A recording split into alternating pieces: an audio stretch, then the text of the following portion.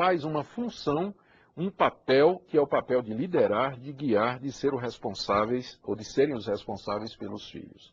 É nesse contexto, então, que a posição complementarista se posiciona.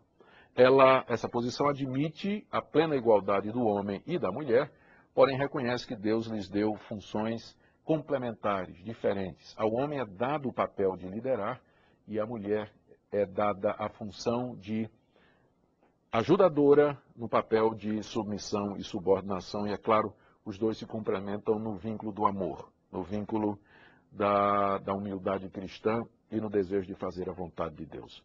Mas deixe-me prosseguir, isso apenas foi a guisa de introdução.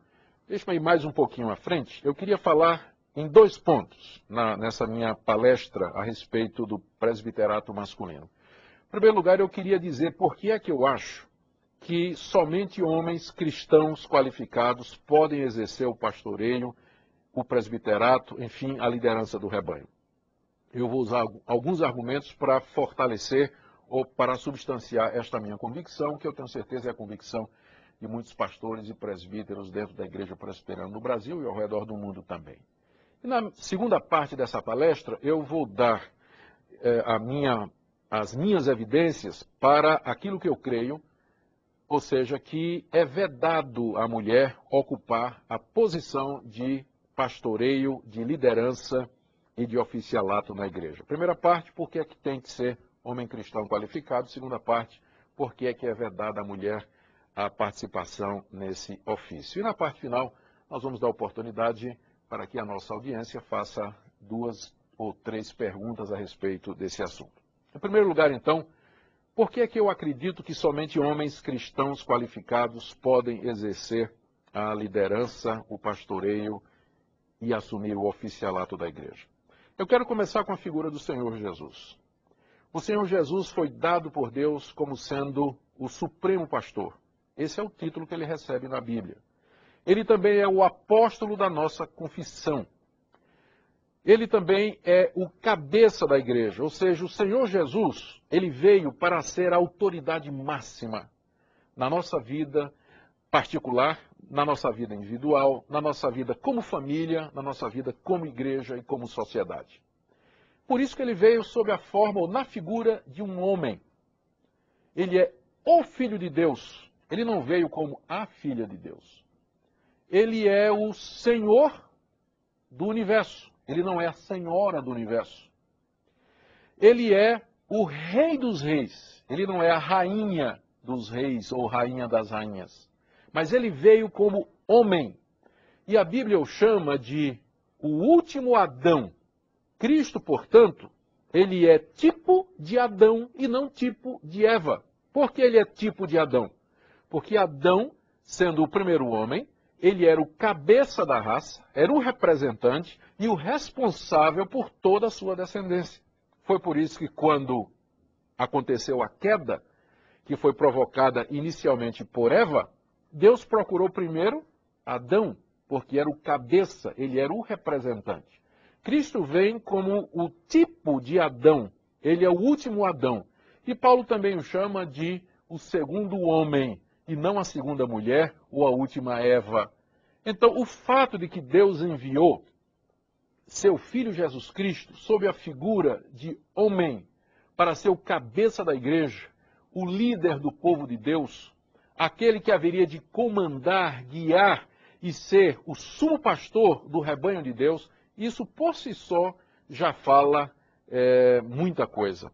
É, portanto, compreensível que o movimento feminista, na sua forma mais radical, ao fazer uma revisão da teologia, como ele pretende fazer esse movimento, esse movimento pretende fazer uma releitura e uma reescrita da Bíblia. E eles propõem uma Bíblia em que Jesus não seja mais designado como Filho de Deus, mas a criança de Deus. Procuram tirar da Escritura todas as qualificações de Jesus que o identificam como homem. Exatamente porque elas percebem, eu digo elas, mas na verdade é um movimento feminista, né? Tem muitas pessoas que não são feministas, mas que são homens, presbíteros e pastores que estão completamente a favor do feminismo cristão radical. Eles percebem que A primeira dificuldade que encontram para dizer que não existe uma distinção entre os gêneros é exatamente o fato de que Deus enviou o seu Filho Jesus Cristo sob a forma de homem, para ser o cabeça da igreja e ser o pastor do rebanho de Deus. Segunda coisa, dentro desse primeiro ponto, porque é que eu creio que a liderança na igreja ela deve ser exercida pelo homem cristão qualificado. O segundo ponto é que o próprio Senhor Jesus, na hora de escolher a liderança que haveria de sucedê-lo aqui nesse mundo, ele chamou 12 homens. Chamou 12 homens. E nos diz a Bíblia que ele passou a noite inteira em oração antes de fazer essa escolha. Ora, Jesus é verdadeiro Deus, mas também é verdadeiro homem. E como homem, ele sentia que precisava da direção, da orientação do Pai, para aquele importante momento em que ele haveria de escolher aqueles que seriam os líderes da sua igreja, que escreveriam a Bíblia e que lançariam o fundamento do Evangelho. Ele passa a noite orando. E no dia seguinte, quando ele chama 12 homens, a quem ele chama, nomeia de apóstolos, e a quem dá autoridade para pregar, para expelir demônios, e aos quais ele envia ao mundo para pregar o Evangelho de Cristo Jesus. Agora veja só o ponto aqui, veja como isso é importante. Muitas pessoas dizem que Jesus era o igualitarista por excelência, que Jesus veio redimir a mulher daquele estado de opressão em que ela vivia dentro do judaísmo, por conta até do Antigo Testamento. Agora, é estranho, no mínimo, se Jesus era o defensor dos direitos das mulheres, como entendem os igualitaristas, é estranho que ele não escolheu 6 homens e 6 mulheres. É estranho que ele não escolheu uma única mulher para que fosse parte daquele grupo que haveria de liderar as igrejas.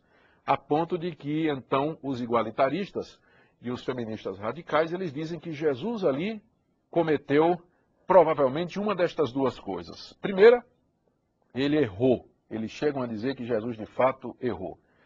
E é claro que nós não podemos concordar com isso, porque se Jesus errou nisso, pode ter errado em outras coisas também. Então ele deixa de ser o nosso mestre. Ele deixa de ser o nosso mestre infalível. Nós lançamos uma dúvida, uma sombra sobre a eficácia e a autoridade do seu ensino. A segunda opção que eles colocam é que Jesus, na verdade, acomodou-se ao veso cultural da sua época. Jesus, na verdade, sabia que as mulheres poderiam ser líderes, dizem eles. Só que Jesus, para não causar um escândalo, ele não teria nomeado uma mulher para ser apóstola ou apostoliza, exatamente para não criar uma convulsão ou um tremor social. Mas para mim esse argumento, ele é terrível, porque não encaixa com o que nós sabemos de Jesus, que comeu com pecadores, que quebrou a tradição dos judeus, que quebrou o sábado, que não tinha medo de causar confusão social alguma quando ele estava convencido de que alguma coisa era correta. Se Jesus estivesse convencido de que a mulher poderia ser líder, que poderia ser ordenada, que poderia assumir o pastoreio da igreja, não há razão alguma pela qual ele não pudesse ter nomeado ao menos uma mulher entre os 12 apóstolos. Contudo, ele não fez isso. E os 12 apóstolos seguiram na mesma linha do mestre. Logo depois, algum tempo depois, quando o Senhor Jesus é morto e ressurreto e sobe aos céus, os apóstolos sentem a necessidade de recompor o número de 12 apóstolos, porque Judas, tendo traído Jesus, suicidou-se, abriu uma vaga. Havia apenas 11, era necessário que tivesse mais um 12. Porque equivalia ao número das 12 tribos de Israel. Era preciso colocar um 12º apóstolo. E nós lemos no livro de Atos que quando os apóstolos se reúnem para estudar a situação e nomear um substituto para Judas, diz o texto que propuseram 2 homens para ocupar a vaga de Judas, tendo sido